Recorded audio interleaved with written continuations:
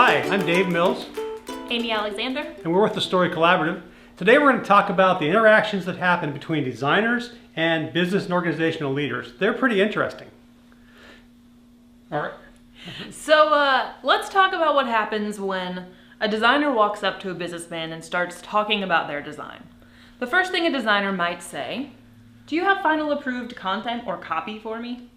So if I hear the word final approved content, I think that means that I'm going to tear a page out of last year's brochure and I'm going to hand it to you. Is that what you have in mind? Not so much. When we're talking about final content or copy, also known as, we're talking about totally edited, 100% approved by the most important person that needs to approve it. The idea behind this is that we don't have to rearrange the design after all of the content or copy has been put in. That's not really a big deal just to make a few changes after it's been finally approved and designed, right? This is when the designer slaps the businessman in their head. Well, here's another one. I like to say when I'm working with a designer and I'm looking at a web page or some kind of a print piece, I want to say, make it pop. And then the designer dies just a little bit inside. So what make it pop sounds like to me is you want it to stand out more?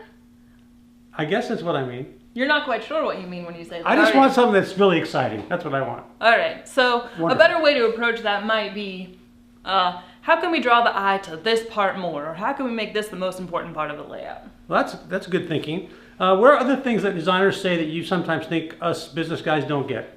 So along with our final approved content, we're really gonna need some high-res photos. We're talking 300 DPI, PPI, or higher. I have no idea what that means, other than I got this Instamatic, that I got a Polaroid. What is it you want? So when we're talking about 300 DPI... Can I steal those off the web somewhere? Definitely not. Okay. We don't want to plagiarize. We don't want to steal our people's photos. So high-res photo is usually what a photographer is taking off of their camera. It's the biggest, best file you can possibly find.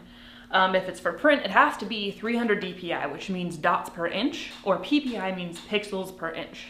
And usually a designer can tell you that if you send their photos, but... Can I just use my Facebook photo? That's probably going to be 72 DPI or PPI, right. which is meant for the web.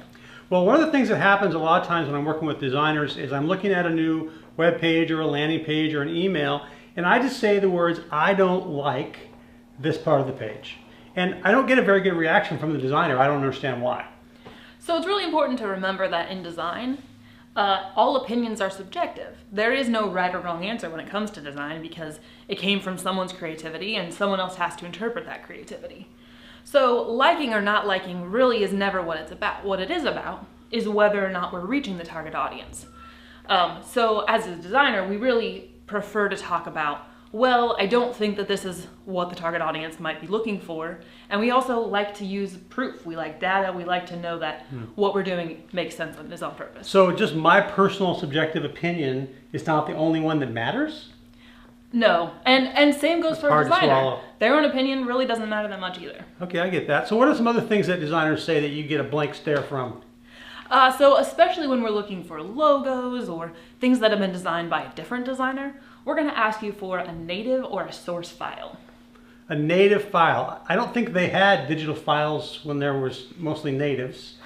And digital source, I have no idea what you're talking about. Like I said, I got my Facebook photo. That's pretty much what I got. Yeah, I'm sorry. That's definitely a designer jargon.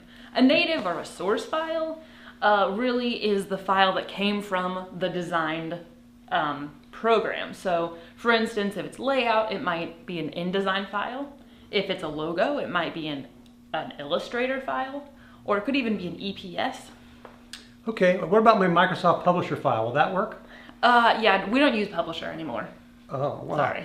Okay, well here's another one I like. I really like to tell my designers that, I like to add some color. So can they bring a gradient in behind the image?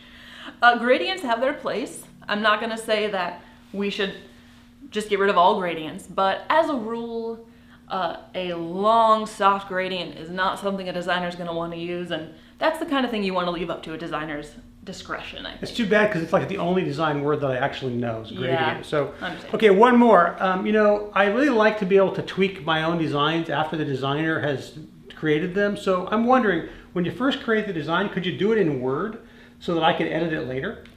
You know, that's a great thought, but we do design in professional programs. We don't design in Word, since that's just a word processing type of program, so that's just not something that we can do.